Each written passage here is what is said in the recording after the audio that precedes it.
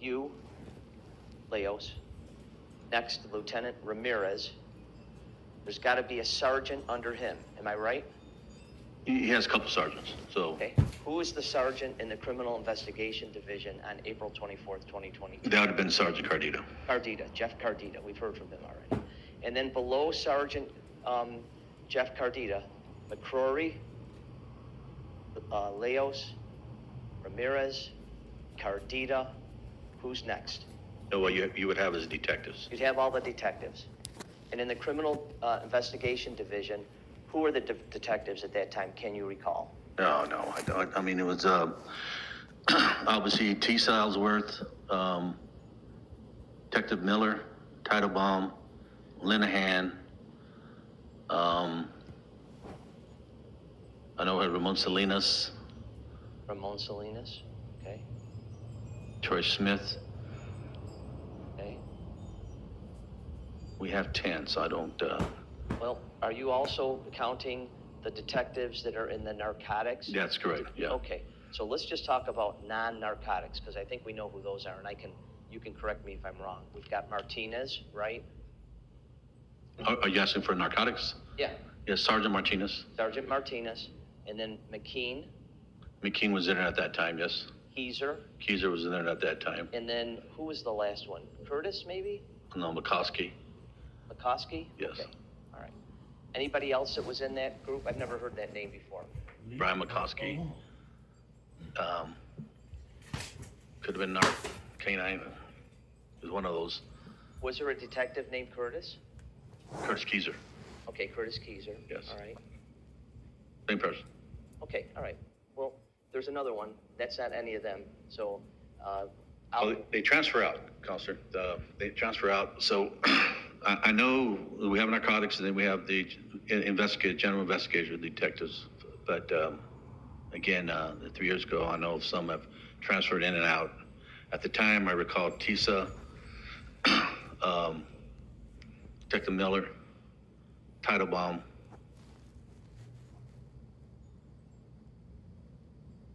it's okay. There's a lot of names. Don't worry Yeah, about it. Don't worry about it. We got a different. lot of people in the Criminal Investigation Division, and we got some people that are in the Narcotics Division. That's And right. you were the supervisor of all of them. That was the commander. Ultimately, the commander of all of them, right. And Cardita, he wasn't the sergeant of the Narcotics Division, Martinez was. That's correct. But Ramirez was the lieutenant of both, is that right? That's correct. Okay. So we've got Cardita and criminal investigation detectives. We've got Martinez and those criminal investigation detectives. We're going to find that name, and I'm going to ask you it in a minute. And then we've got those two levels that are going to Ramirez, right? That's correct. I think Carter was the other one. That's it. You got it. Absolutely right. It's Carter. All right. So we got McKean, Carter, Keyser, and Martinez, right? That's correct. All right. Thank you. And the detectives that I wanted you to acknowledge, you've already acknowledged. So we're good with all that. Okay? So at that time, on April 24th of 2022, you have a position of responsibility, and you get a call that there was a shooting at the Sonoran Apartments. Isn't that right? I got a text message. We command staff gets text notifications for any critical incident that occurs. Okay, so you got a text message, and then you were the commander at that time. What did you do when you got the text message? I called dispatch to see what was going on. They advised me that there had been a shooting at the Sonoran Apartments. So after that, I waited a little bit, and then I called the supervisor on scene, Corporal Dunham. And at that time, did you know that your grandson was involved somehow in this shooting? No. Okay. But later that same evening, so you must have gotten the text message around 8:30, 8:45, 9 o'clock. Does that make sense?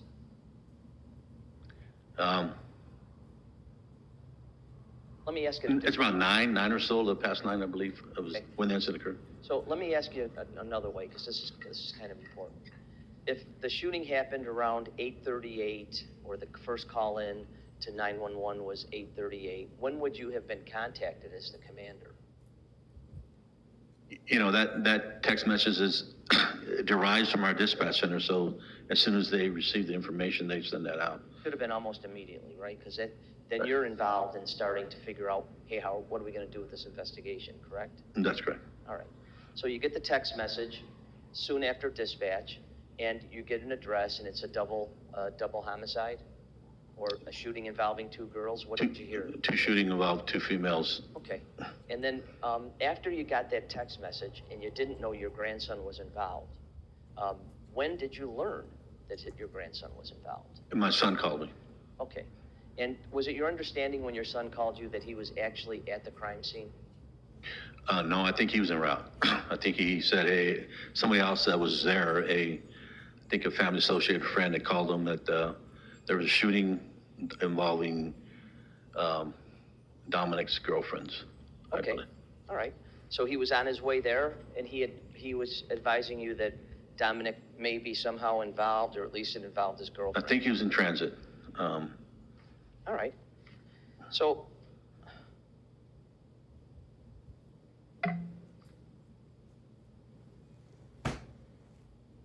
during our Rule 15 interview, I had asked you if you had talked to your son, and you said yes, he called you.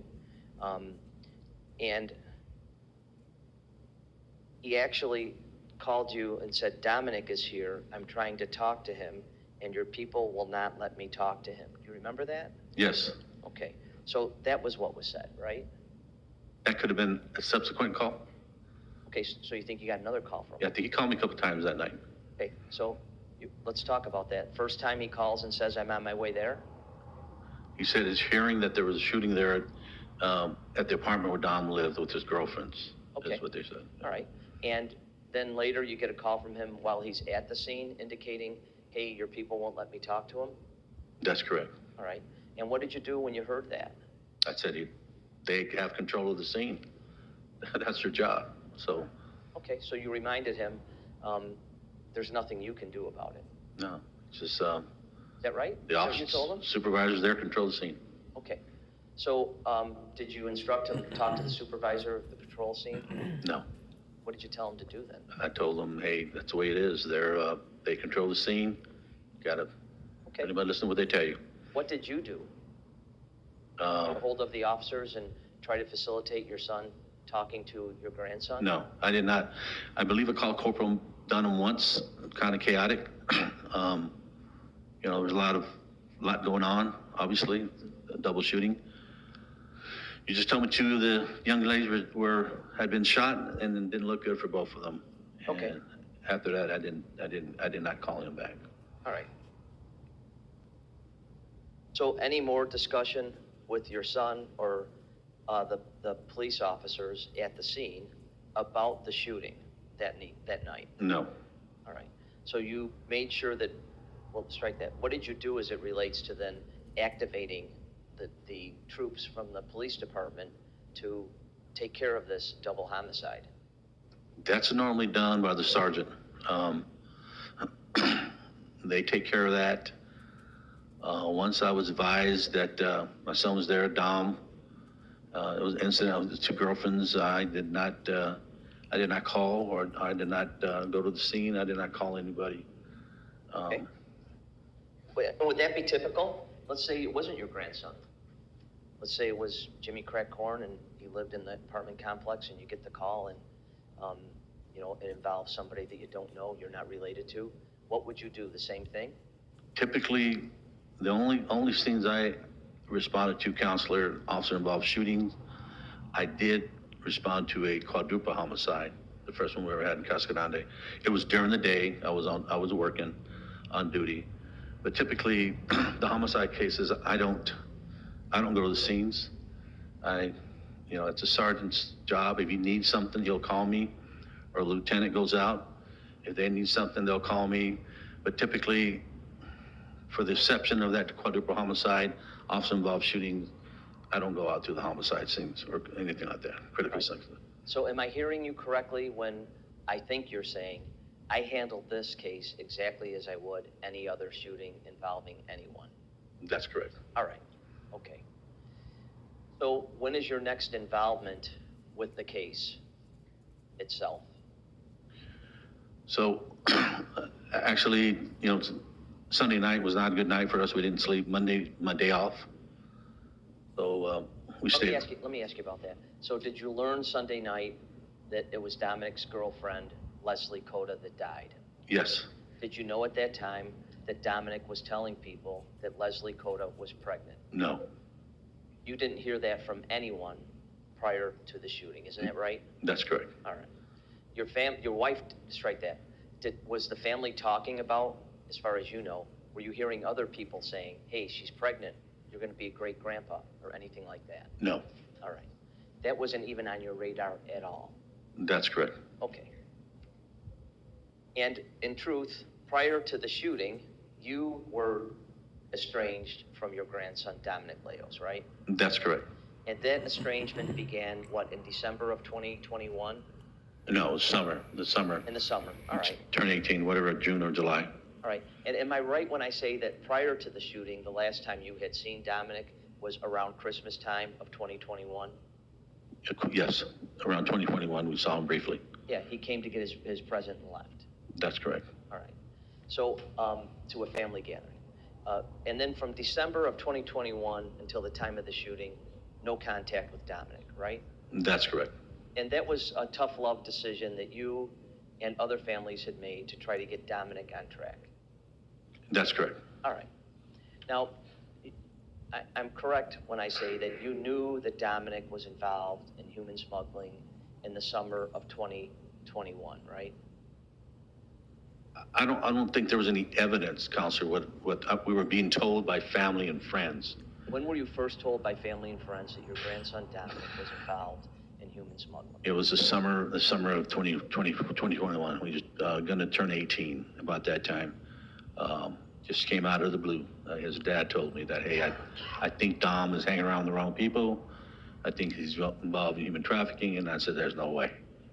He says, yeah. So, it was then that we started hearing, he was hearing family. I was not hearing it, but he was hearing it from other friends and family Well, members. certainly when you heard that from your son, that your grandson was involved in human smuggling, it caused you some worry, didn't it? What, excuse me? It caused you some worry. You were worried. Well, absolutely. I mean, I spent most of my career fighting cartels and human trafficking organizations as a state trooper. And they're absolutely brutal, the cartel, right? They are. So I was no way this guy's involved in that. So Okay. it just All right. came out of the blue. And it was a surprise. All right. So when it came out of the blue and it was a surprise, and your son was telling you about it, did you start wondering, hey, I wonder if he really is involved in human smuggling with the cartel? Well, I think, you don't want to believe it, but yeah, I mean, you were saying, well, how could he done this? How couldn't he got involved with this? Who was he hanging around with? Because, typically he was hanging around with family members, but it came to be that he wasn't. He found other friends who were doing that and enticed by the money, and at some point started doing it. So, So when you were pretty sure that at some point he was doing it, you certainly called Homeland Security and reported him, right? no, I mean, this is family. This is, as you know, Counselor, being in legal, it's hearsay. People are talking about it. It's not any proven, any facts. We never saw him doing it. Okay. And Well, listen. it's a, human trafficking is not an 8 to 5 job. You don't go to a place there. Even though they're stupid doing it, that kids are very smart in doing it in social media platforms, using that. So Okay. yeah. All right. It's hard to detect. I'll take that. The people who are involved in it are secretive, and they use social media platforms to do it, right?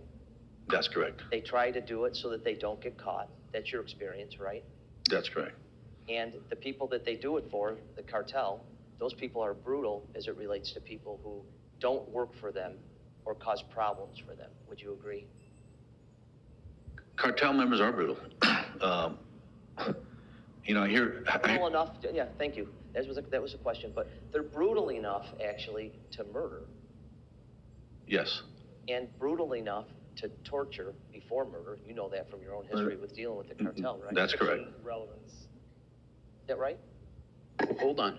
Hold on. As to that question, I'll overrule the objection, but I do want to emphasize here not to talk over each other Agree with you 100%. and make sure that there's at least a small gap so that the court reporter can get everything.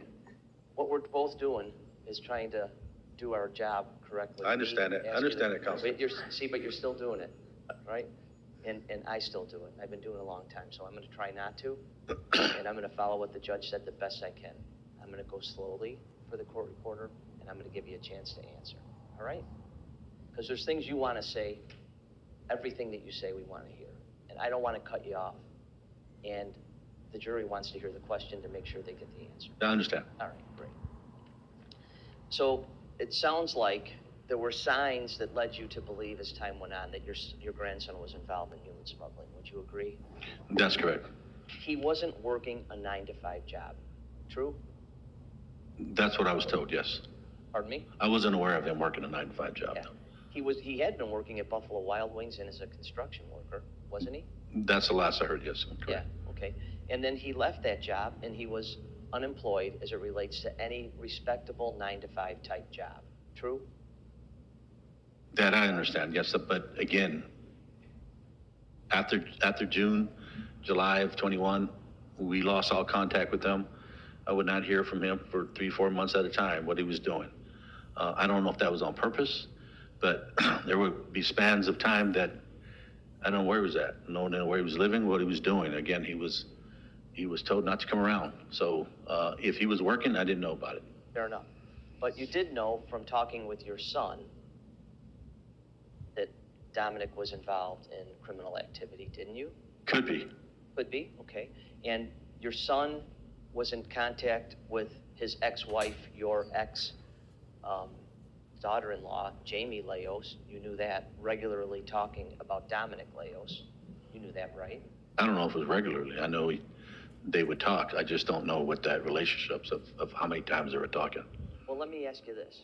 When you spoke with your son, who's a lieutenant at the Pinal County Sheriff's Office, and you're talking about your grandson because other people are saying he's involved in human smuggling, was your son also giving you specific information about what he was hearing from your ex-daughter-in-law about specifics of the human smuggling?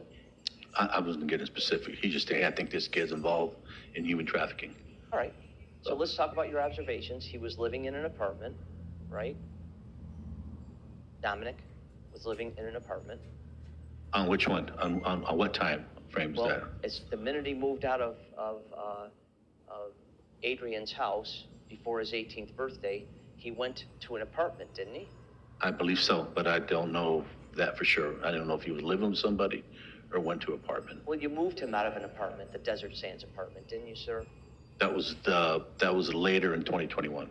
Okay. Well, we're in 2021.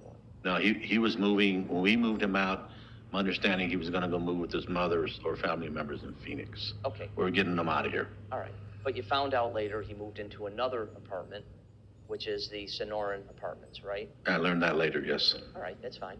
But he was living in apartments and paying for rent. Where do you think he was getting the money? I don't know. He was living with other individuals, Okay. my understanding. All right. But you knew that he didn't have a full-time job, right? That's correct. So let me just ask you, sorry. Sorry, there's an objection. What is that, Mr. Jensvold? Asked and answered. Sustained. Great. So you knew that he was spending money, but you didn't know specifically that he was involved in human smuggling? I don't know if he was having jobs or not. I know he could have been involved, what I was being told, in human trafficking. I didn't know what he was using his money for, if he had money. Again, I was not, he was estranged, and if that information was given to me, it was given to a family member or his dad. But again, it goes 2 or 3 months at a time, 4 months at a time, I wouldn't hear anything about him. Well, you'd expect that he wouldn't come to you and say, hey, Grandpa, I'm involved in human smuggling, right? No, I wish he would have. Yeah, of course. Well, if he did, would you have reported him? I would probably done a lot of things to him, but yes. That's not what I asked you. But, you know, for you to say, I was getting information from family members and friends that he was involved. And they were not getting specifics that they saw him driving a vehicle or what location was at or what hours he was working or where. They were just saying he was involved in human trafficking. And again, I would hear that and then I would not hear anything about him for 2 or 3 months, 2 months. So yeah, we had an idea he was involved, but just did not have the evidence we needed.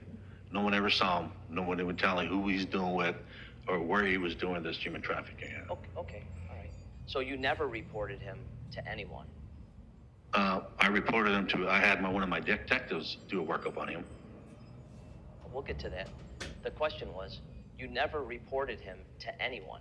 Who, what would I report? You never reported Dominic Leos as being involved in human smuggling to anyone. No, I didn't have any evidence. That's okay. I understand that. I just asked you, did you ever do it? And your answer is no. No. Did you know that your son did and reported Take him my ring gauge. Yeah, involved in human smuggling? my understanding is he provided that information to either a task force or somebody that investigates human trafficking. When did your son do that? Do you know? I think it was immediately, once we found out that December 2021. Right here next to him like that, yours. So you knew he reported, but you didn't. Then what was I gonna report? The same thing he did. Well, Why didn't you report the same thing he did? He may have had more information than I had, Counselor. Okay. So, he may have more details, again. Okay. So one of the detectives that you mentioned was Tisa Ellsworth. That's the same detective known as Teresa Ellsworth, right? That's correct. And you knew that she was the lead detective in this case, right? She was assigned, yes. Yes, she was. Okay. And she became the lead detective on the date of the shooting. Isn't that right? That's correct. Okay. And the lead detective, Teresa Ellsworth, did you know it was her first assignment as a lead detective in a homicide? No, Does that cause you concern learning that now for the first time? no, All right. So it's okay for a lead detective to cover a double homicide as the lead detective for the first time? the way it works in our department, Counselor, is you're on a call-out list. And if you're on call that day, whatever occurs, that detective is called out to take that crime. What if that detective has little or no experience? Well, you got to get spared sometime. So, he gets called out. They're gonna have other detectives assisting them. Not they're going out there alone. Okay. And you're gonna have a sergeant out there, and the minimum a sergeant. If it's a lieutenant going out there, depends. They may go or not, but minimum sergeants with other senior detectives are out there assisting them. Should be assisting them. On day one. But as the investigation goes on and the detective is not well suited for the investigation, falls behind, claims that they weren't properly trained, claims they didn't know what to I went to do. Rose, I'm a parent. Then what happens? How do you handle that? Are you coming for lunch? Well, if that's occurring during the case, then I would hope the sergeant would address that. The It would have lieutenant. been Cardita in this case if it was happening. Okay, last time I'm warning, you guys can't talk over each other or quickly interject. Please allow some time in between. Thank Go you. ahead. That would have been Cardita in this case, right? And that's correct. Okay. And if Cardita testified that as of May 5th, 2022, he was hands-off on the investigation, that would have left the detective Teresa Ellsworth, essentially, to try to figure out how to handle this complicated investigation as the lead detective. Would you agree? I'm curious why he was hands off May 5th, if he was their supervisor. Assume that he said and testified that he was hands-off as of May 5th of 2022. I just don't see how he could be hands off, Okay. Counselor. He's a supervisor, unless he was transferred out, which I don't recall he was. He's a supervisor. He still oversees that investigation, regardless of how it's going or what that detective is doing. He's a supervisor. He should be taking action to assist that detective. We just don't say hands off right in the middle of a complex investigation. Talking about May 5th of 2022. Um, You you wouldn't even do that on May 5th of 2022, just a couple of weeks into the investigation. Would you? Yeah, I'm just curious why he was hands off. I don't know I don't know how you posed that question. So okay, so why don't we run it this way? What would you expect the sergeant who is supervising the detective, who is the lead detective for the first time in her career, actually investigating a double homicide? What would you expect that sergeant to do as the investigation progressed? Supervise. Okay, and supervise means what? Meet with the lead detective, right? That's what Aaron needs to have to do. Meet, manage, talk to him, get resources, whatever it needs for that case. Okay, and if follow-up needed to be done that wasn't being done, you would expect the sergeant here, Jeffrey Cardita, to be doing some of that follow-up, or at least assigning the follow-up. Isn't that right? That's correct. That's part of his job. And once he assigns the follow-up, then he would supervise to make sure the follow-up got done. Would you agree? That's correct. All right. And if it didn't get done by Teresa Ellsworth or by other detectives, then what would you expect Sergeant Cardita to do?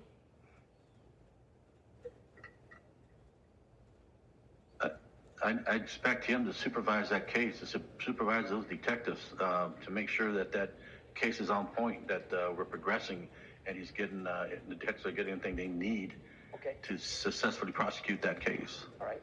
And let's say Sergeant Cardita didn't do that because he was hands off. Who steps in to fill that gap? You, as the deputy chief?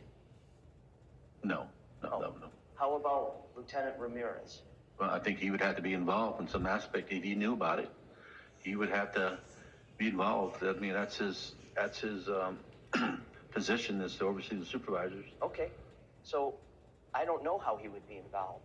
What would you expect a lieutenant like Ramirez to do if Cardita was hands off effective May 5, 2022, and the lead detective was doing no follow-up or very little follow-up and was underwater, didn't know what to do or how to do it? Cardita's not doing it. You'd expect Ramirez to fall in and work directly with Tisa Ellsworth to get the follow-up done timely? Is that right? If Sergeant Cardita said on May 5th he was hands off and Lieutenant Ramirez was aware of it, then I would expect May 6th, Lieutenant Ramirez taking care of those issues and getting everybody back on point. Okay. Now let's make it even more difficult. Let's say Lieutenant Ramirez did nothing. Zero. Got Tisa Ellsworth, the lead detective in the first fatal homicide. First homicide she's ever done. We've got Cardita hands off May 5. We've got Ramirez doing no follow-up and not disciplining Cardita. Seems like you're the next. That would be the next level if I was aware of it. Okay. And if you were aware of it, you would have done something about it. Is that right? That's correct. All right. But you were never called in to do anything about it, right? No, I wasn't aware of that. All right. Of any of that happening till recently. Well, wait a minute. You wouldn't have gotten involved, right? Because there was a conflict. It was your grandson. And I did not get involved. No, I was not gonna. At the early stages of that investigations, I was not involved. Okay. So we'll put an X on your name, right? Tisa, Cardita, Ramirez, you. Is it now up to the chief to fill the gap? No, Chief would never. That's not his role. So who would take over since you had a conflict? Well, I would expect that to fall on the lieutenant, What lieutenant? Lieutenant Ramirez. He didn't do it. Well, Who would you expect to do it if Lieutenant Ramirez did? it had to stop with him. Okay.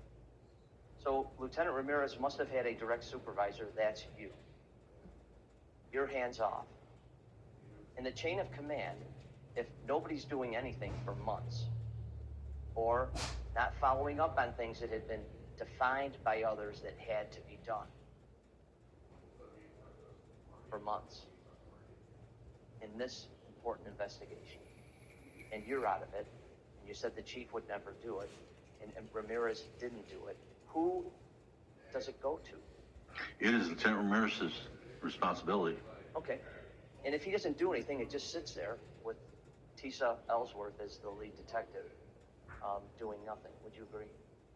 Well, if this is true what you're saying, Okay. That's what I'm trying to find out, if you would agree with that. Now, one of the reasons that you wouldn't have gotten involved is because you learned at some time, hey, my grandson was living with the gal who got shot and killed. True? that's correct. He's a All right. victim. When were you told, strike that, who told you, strike that too, when did you learn that your grandson was living with the girl that got killed?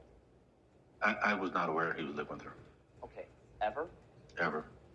I did not know her. I did not know any of the girls.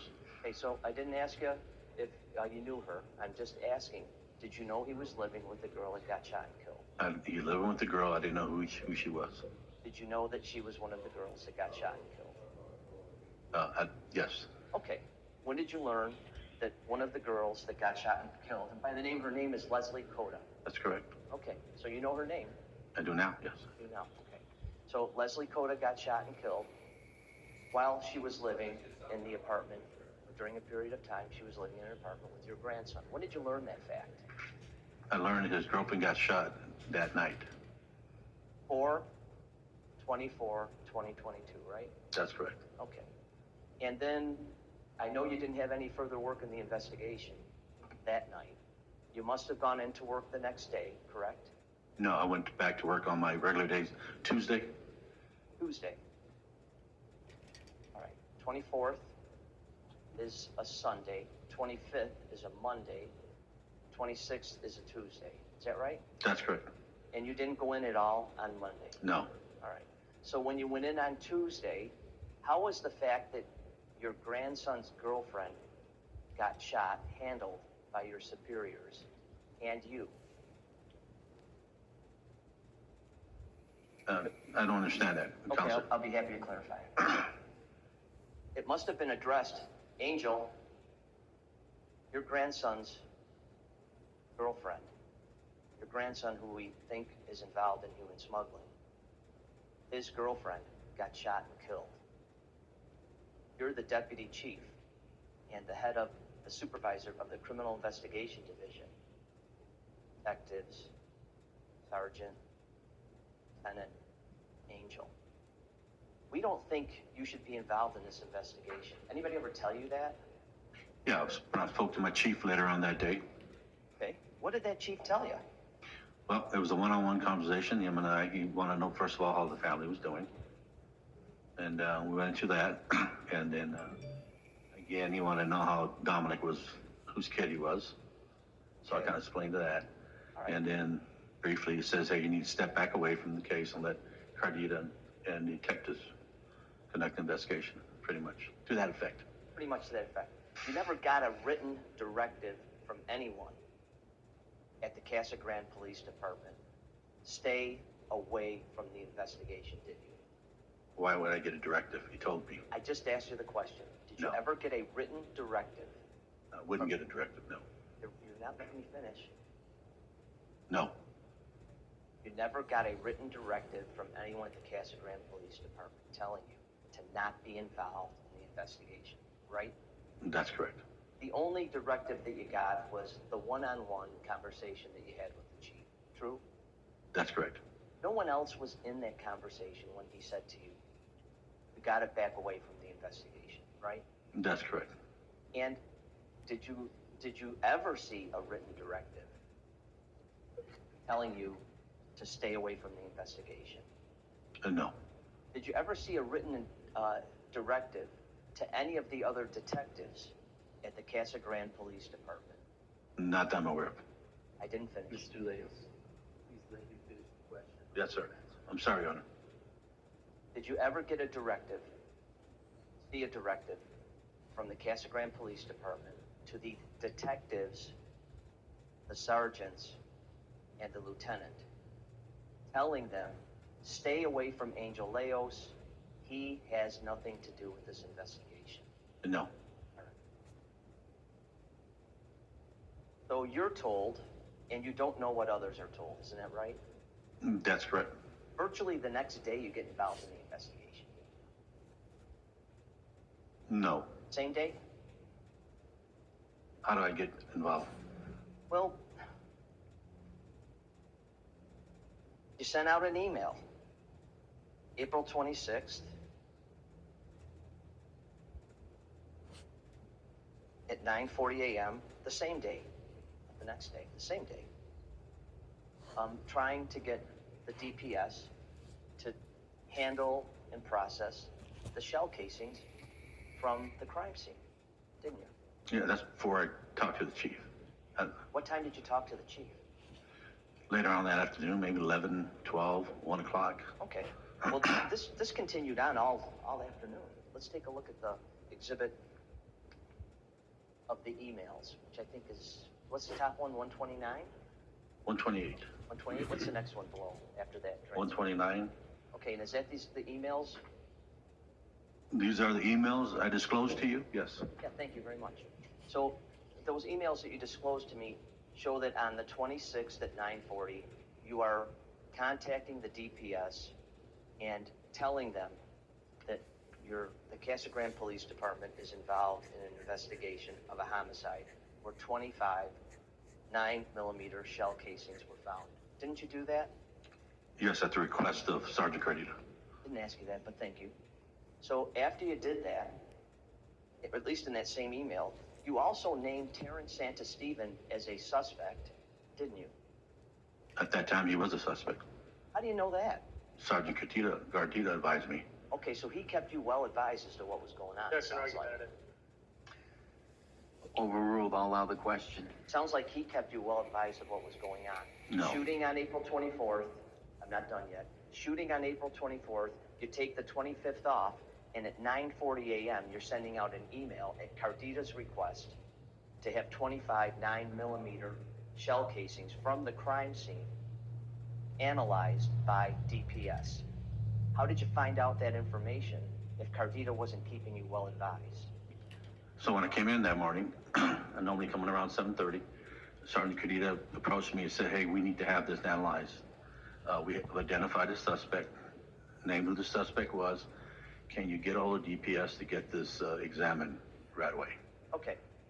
And you didn't think to yourself, hey, I probably shouldn't be involved in doing this because this shooting where Leslie Cota and Danielle Murrieta were murdered involves my grandson in some way.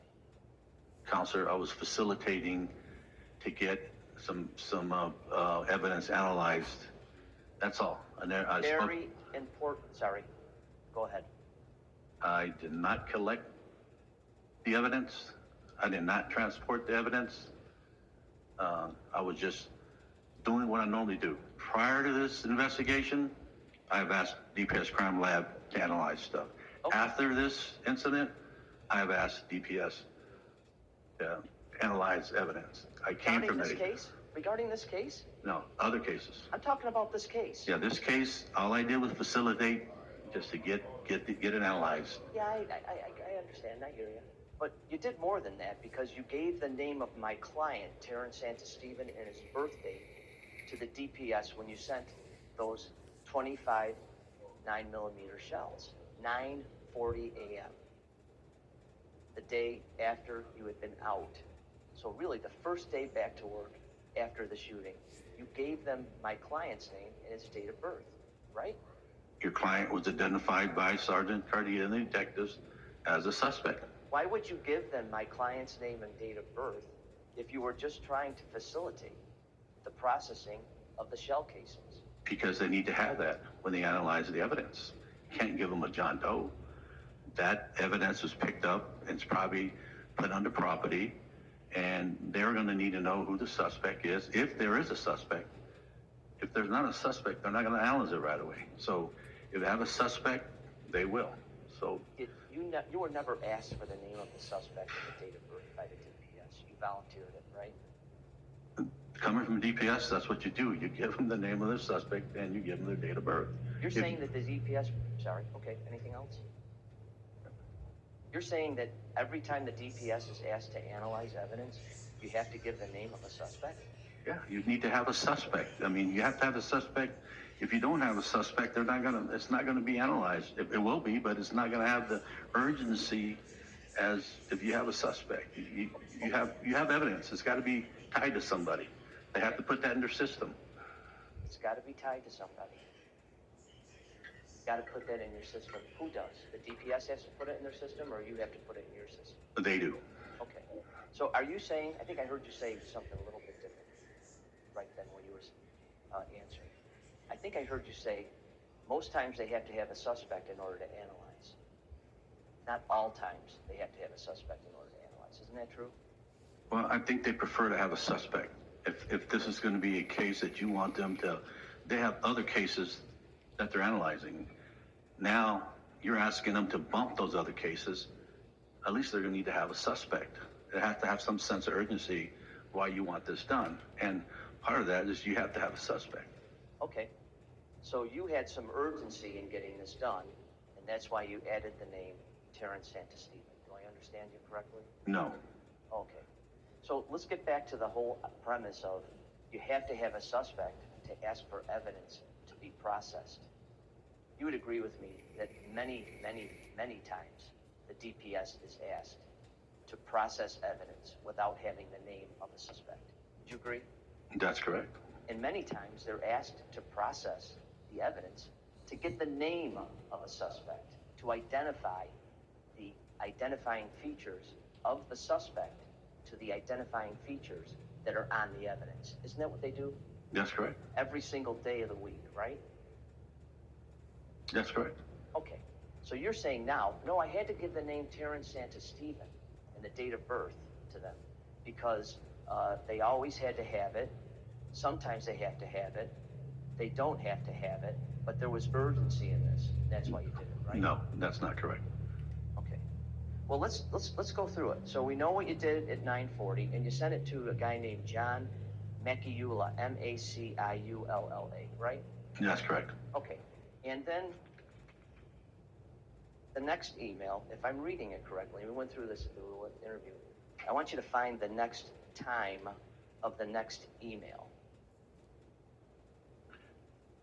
Well, the last correspondence comes from the executive officer, and I think it came, what says there, 1:32 p.m.?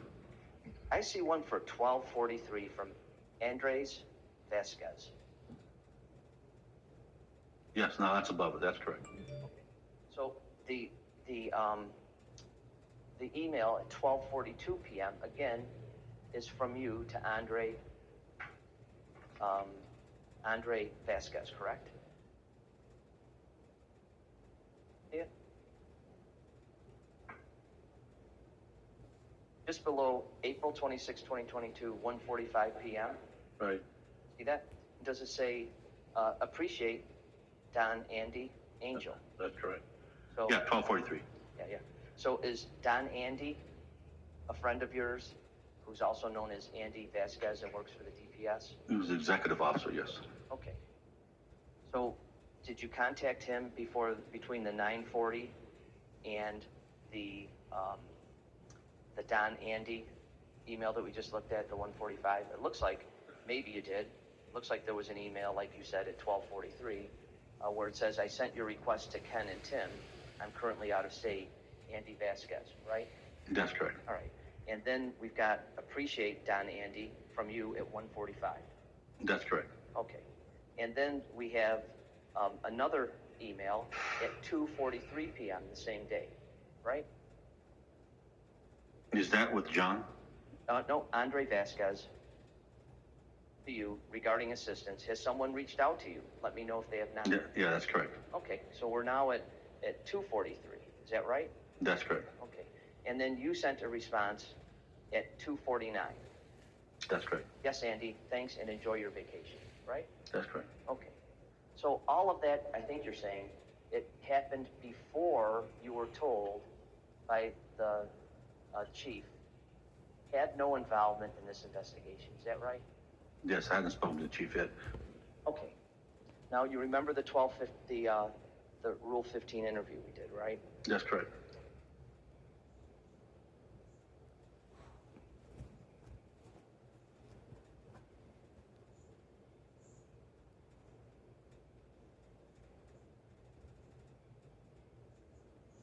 And in the Rule 15 interview, you did say that Chief McCrory said, hey, everybody okay, right?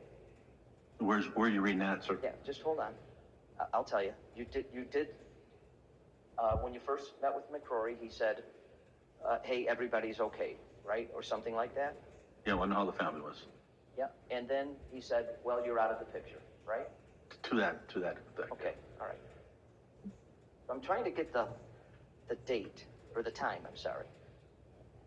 You waited to go and see him, is that what you're saying? I don't know if he was in yet, Counselor.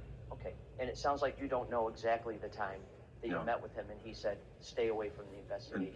that was sometime 11, 12, 1 o'clock, depending Well- what's coming in. Let's say it's that, and it wasn't the first time, or right when you got into work. He wasn't there, no, Okay, because you got there at 7:30. around that time. What time does he normally get in? It's depending if he has another meeting somewhere, 8:30, 9 o'clock, could be 10 o'clock. It depends. I don't know what his schedule was that day. Well, as you sit here, do you remember the exact time or close, was it close to lunch? Or before lunch? Yeah, it'd be around. I mean, it's 2 years ago. That'd be around lunchtime, so It was 11, an 12. important matter though, wasn't it? Well, yeah. I mean, he was in Monday, so he was probably briefed of what was going on. Okay, but it was an important matter for you and him to talk about, because you were the head of the CID and a deputy police chief. Is that right? Well, that's correct. Yeah. Okay. At some point, yes. So was it the first thing that you did when you got there? Talk to him. Yeah. No, he was not there. He does not come in at 7:30, 7:15 when there. All right. Regardless, when you look at the email, if he told you around lunchtime, 11 o'clock, 12 o'clock, you continue to involve yourself in the shell casings through email, right? He was aware of that. The chief was aware of it too? Yeah, I told him what I was doing. Okay. And what did he say? Okay? I do it all the time. I mean, every time I go out the outside agency or ask for DPS assistance, I let him know. Right. But it doesn't happen all the time that you have your grandson's girlfriend and her friend shot and killed. Would you agree? There's a difference. Yes and no. I mean, I have an asset. I know people in an agency I came from. I know where to go first to get something done pretty quick. So, nothing different. I obviously, yes, I have a family member involved as a victim, but, you know, it's something that I did prior to this incident and after the incident. They ask me to contact DPS all the time for assistance, and I do it, whether it be patrol side or my detectives. So what if you were asked to actually run this investigation? You would have done it, right? No, Well, No. why not? You did before. You ran investigations before. because my chief asked me to step back. Okay. So, But even after the chief asked you, you continued to involve yourself with the shell casing. Objection asked and answered, cumulative. Overruled. Even after the chief asked you, you continued to involve yourself I- with shell casings. I facilitated between my sergeant to contact an individual from DPS Crime Lab. I did not package the evidence, identify the evidence. I did not transport the evidence. I can't even tell you where it went, and I can't even tell you what the result was of that examination. I get it. Maybe you don't understand what I'm trying to get at. Well- So let me get at it. Let's say you worked with the DPS, and there was a DPS worker that never timely did any work. And you knew that person. That was their reputation. Sometimes they lost evidence. Sometimes they did a crappy job processing the evidence. And you knew who that person was. I know that's not the situation here, but assume it for a minute. And as a result, you decided, you know what I'm gonna do? I'm gonna put my nose in this investigation even though I was told not to. And you grab the 25 9mm shell case. Objection, relevance, misstates the evidence. Sustained. It's a hypothetical, Judge. Sustained. Misstates the evidence. Okay. So, what did you know about these people who were gonna ultimately do the work on the shell casings? I didn't know anything about them. I know they're going to be crime lab people. That's what they do at crime lab. I don't know what type of examination they were going to do. Where was it gonna be sent? See, I don't recall that. I mean, For some reason, it sticks out Tucson because Pinal County, typically any scientific analysis goes to the Southern Crime Lab, but that changes, you know, depending on how they're busy are. But I'm going to say, I think in speaking to the individual from the crime lab, I think it was going to be sent to Tucson. Okay. Were they sent to Tucson? I don't know. So you don't know if they were sent to Tucson or sent to Phoenix, right? You know, I just had him give him a contact number, and I believe Sergeant Cardita called somebody. And after that, I have no idea what happened, where it went. Okay. Did you check in with Sergeant Cardita to see what happened after you pulled some strings? No. Okay. Now, there were other ways that you actually got involved in the investigation, right? How? You knew that Teresa Ellsworth was the lead detective, true? That's correct.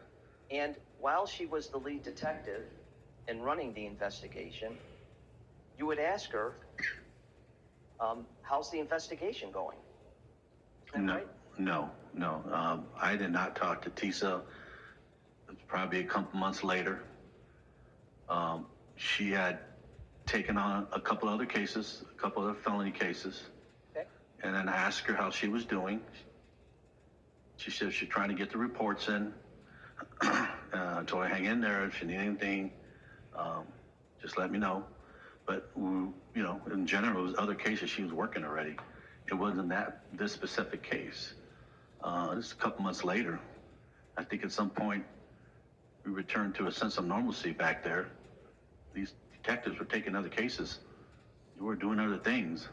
Majority of this case had been, you know, been taken care of. So Tisa was taking on other cases. She was Okay. assigned other cases. Yeah, but I didn't ask you about the other cases when I took your Rule 15 interview. I asked you about this case. Do you remember that? Possibly, yes. Okay. So possibly, do you remember me asking you, did you attend the briefings for this case? And you said, no. You remember that? Yeah, no, I didn't. Because you didn't, right? Nope. But then you offered, not even to a question that I asked. You offered, I would ask Tisa how the case is going, and she said, you know, we're moving along. Remember that? Yeah, I think my discussion with her, I had not had any contact with her for a couple of months, and she had got a couple other cases, felony cases, and it was a general question, how are you doing, how are the cases going? She said, trying to get all the reports in. It was brief. I asked her, if you need anything, let me know.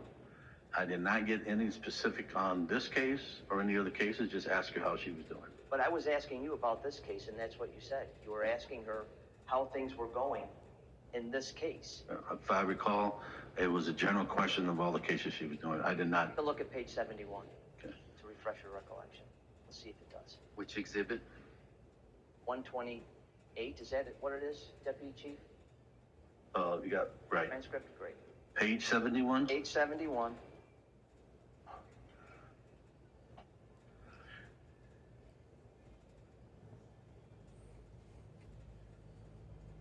No, can I read it?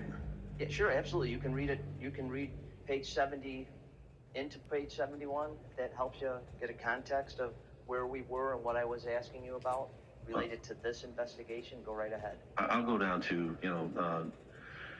22. I think said no, not. It was I would ask Tisa how the case is going, and she would say, no, they're moving along. How the case was going, right? Absolutely, they're going to move along. So I only recall talking to her a while later, and it was after she had gotten a couple of other cases, felony cases. But it says the case. Yeah, it could- doesn't say the cases, does it? Could have been wrong there, Counselor. But what I'm telling you is I did not talk to her till it was sometime later, and the impetus of me talking to her is she had received 2 other felony cases, and I wanted to see how she was doing. Okay. So let's go to page 22, because I think that's going to help you remember a little bit more about what you were talking to her about. Okay. You actually volunteered again. You know they were doing a lot of follow-up and interviews, and that was about it, right? Is this page 22? No, page 72. I'm sorry. I'm sorry. Yeah.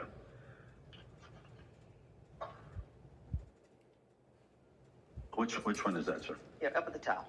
You know, they were doing a lot, you know, follow-up on, interviews, and that was about it. See Yeah. that? That's correct, yeah. And of course, that's an answer that was given after you said, I would ask TISA how the case is going, Right, which was right after I said to you, did you attend any briefings in this case? yeah, right. So we're clearly talking about this case, you'd agree, wouldn't you? That's correct. Not about all cases. All right. No, but I do recall having that conversation. Okay. So then let's go on to the next one. Then I'd asked you, right, how often would you ask TISA how the case was going? You see that? Page 72, line 4.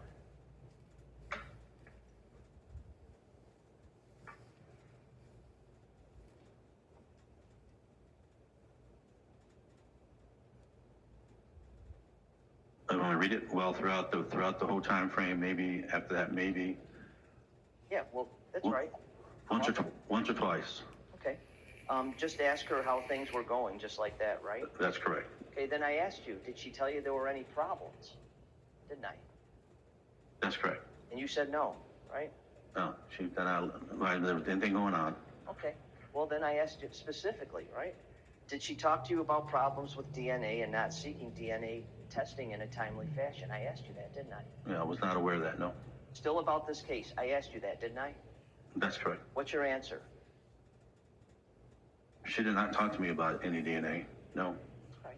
So when you asked her how are things going, what's going on, you know, how's the case going? Her answer was, and then of course about DNA, your answer is that she said there was no problem with the DNA, correct? We did not talk about DNA. I did not ask her that question. She did not talk about DNA. Okay. Any issues with DNA was brought up by you. That's the first time I was aware of that. All right. So, and then you still would have been her performance ultimate supervisor, isn't that right? Till,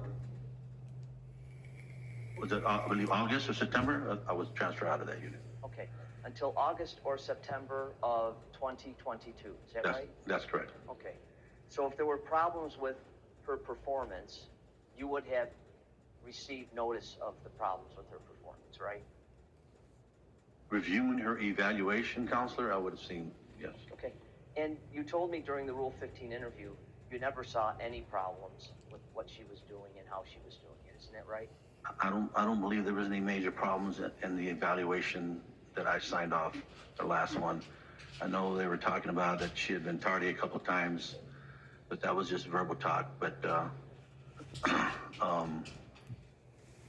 last eval that I signed,